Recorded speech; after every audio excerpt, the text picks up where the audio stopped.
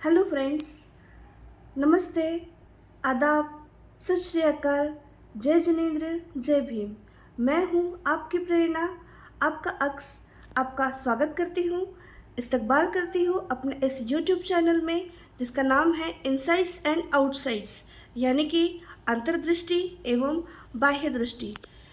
यहाँ हम करेंगे कुछ मेरे मन की बातें, कुछ आपके मन की बातें, कुछ इधर उधर की बातें, कुछ दुनिया भर की बातें। तो फ्रेंड्स, हमारे इस बात की शुरुआत करते हैं हम कुछ छोटे छोटे सवालों से। क्या आप रेडी हैं इन सवालों के लिए? तो बताइए, सबसे पहले आपने बोलना सुनना कब शुरू किया था? ओह प्रेरणा, आप कहेंगे ये कैसा सवाल है? ऑफ कोर्स बचपन में। हाँ जी, जवाब तो बिल्कुल ठीक है। अच्छा चलिए, कुछ और बताइए। क्या आप बता सकते हैं जीवन में सबसे पहली बार आपने कविता सुनना और बोलना कब शुरू किया था? ये थोड़ा टेढ़ा सवाल है। जितने मस्तिष्क जितनी यादें उतने ही जवाब। अगर मुझसे पूछेंगे तो मैं कहूँगी कब शुरू किया था ये तो मुझे याद नहीं, लेकिन हाँ इतना ज़रूर याद है, मछली जल की रानी है, जीवन उसका पानी है, हाथ लगाओ डर जाएगी, बाहर निकालो मर जाएगी, ये रे पावसा तुला देतो पैसा, पैसा झाला खोटा, पाऊस आला मोठा। शाम को तुलसी के सामने दिया जलाते हुए मम्मी ने कहा था, शुभम करोति कल्याणम आरोग्यम धन संपदा शत्रुबुद्धि विनाशाय दीपक ज्योति नमोस्तुते। स्कूल में टीचर ने सिखाया था, संत श्री ज्ञानेश्वर महाराज जी की कविता है पसायदान। आता विश्वात्मके देवे येणे वाग्यज्ञ तोषावे, तोषोनी मज द्यावे पसायदान है। अंग्रेजी की कविता तो हमने बहुत बाद में सीखी, twinkle twinkle little star how I wonder what you are, और फिर Robert Frost, the woods are lovely dark and deep and I have promises to keep, I have miles to go before I sleep, before I sleep.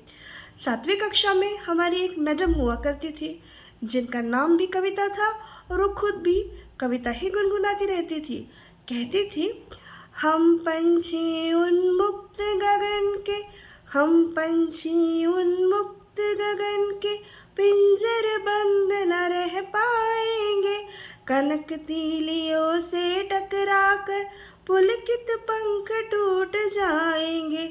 और फिर वहाँ से उड़कर सीधा माननीय श्री कुमार विश्वास जी के चरणों में।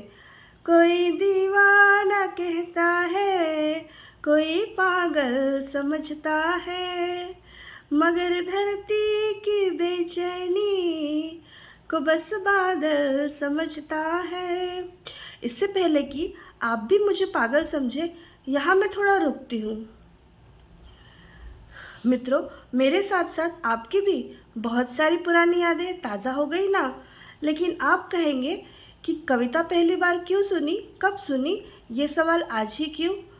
जवाब है, और जवाब ये है कि आज है विश्व कविता दिवस और मेरी ओर से आप सभी को विश्व कविता दिवस की ढेर सारी शुभकामनाएं।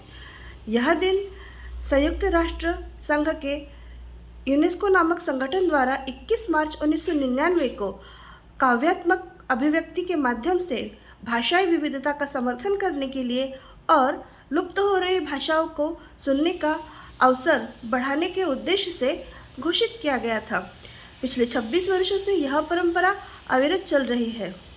मित्रों, कविता हमारे मन मस्तिष्क पे जमी हुई धूल को साफ करती है और हमें तरोताज़ा होने का एहसास दिलाती है।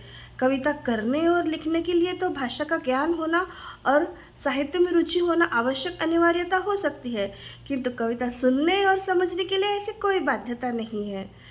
जीवन जब तक एक तरह की मशीनी तकनीकी क्रमबद्धतापूर्ण बोरियत के साथ जारी है, तब तक तो इस कविता का रसाग्रहण करना जीवन के लिए थोड़ा सा संभव है।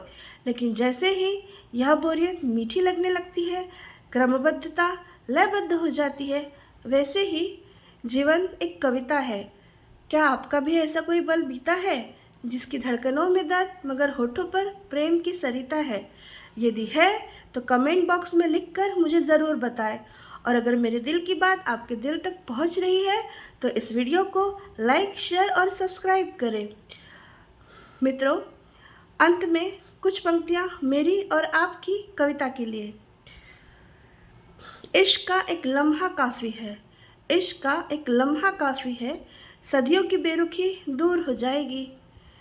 तुम्हारे सिवा अब कौन बाकी है, तुम्हारे सिवा अब कौन बाकी है, क्या सूरजमुखी कभी सूरज से मिल पाएगी। तुम्हें लिखना मेरा पेशा नहीं परस्तिश है, तुम्हें लिखना मेरा पेशा नहीं परस्तिश है, कि मेरी धड़कनें हमेशा ही तुम्हें गुनगुनाएगी। Friends, thank you, good night, शुभ रात्रि, शब बखैर।